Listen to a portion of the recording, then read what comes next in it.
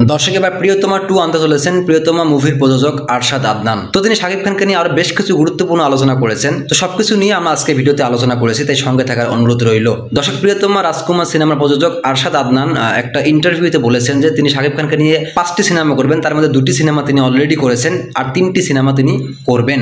আমি তো 5টা ছবি শাকিবকে নিয়ে বানাবো। নেক্সট 5টা ছবি না, 2টা হয়েছে, আরো 3টা। এই 3টা ছবির পরে আপনি চিন্তা করবেন, এর আগে পরে চিন্তা করব। শাকিবের বাইরে অন্য কিছু চিন্তা করছেন না? না।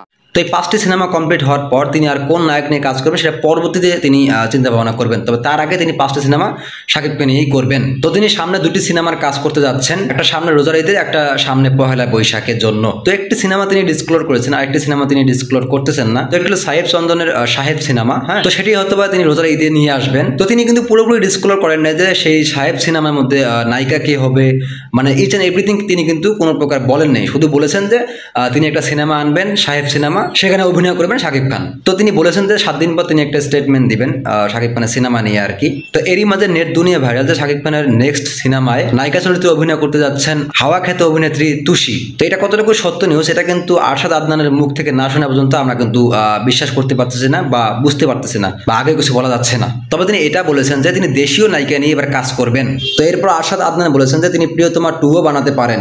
প্রিয়তমা 2 বানাবো ভাই, তার উপায় নেই। তাহলে প্রিয়তমা 2 নাম দিচ্ছেন না কেন? দিতেও পারি, আমি তো বলি নাই দিচ্ছি না।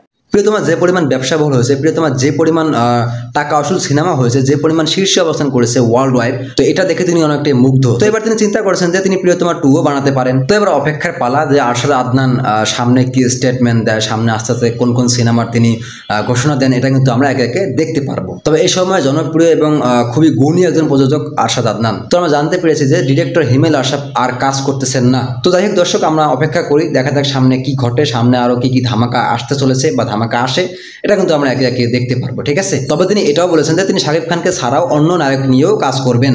আর অন্য সময় অন্য নায়কের সাথে কাজ করতে পারি, কারণ শাকিবের সাথে যে কাজগুলো হয় সেগুলো একটু বড় বাজেটের হয়, একটু ছোট বাজেটেও কোনো কাজ করতে পারি। তো শাকিব খানকে নিয়ে কাজ করলে বড় বাজেটের হয়, বিগ বাজেটের একটা সিনেমা হয়, তাই না? এটা তো আমরা দেখতে পাই। তো তিনি বলেছেন যে আমি এর পাশাপাশি ছোট বাজেটেরও কিছু কাজগুলো করব। তো ঠিক আছে, আসেন আমরা অপেক্ষা করি। তো এই ছিল আজকে ভিডিও, দেখা হচ্ছে খুব শীঘ্রই নতুন ভিডিওতে। সে পর্যন্ত ভালো থাকবেন, আল্লাহ হাফেজ।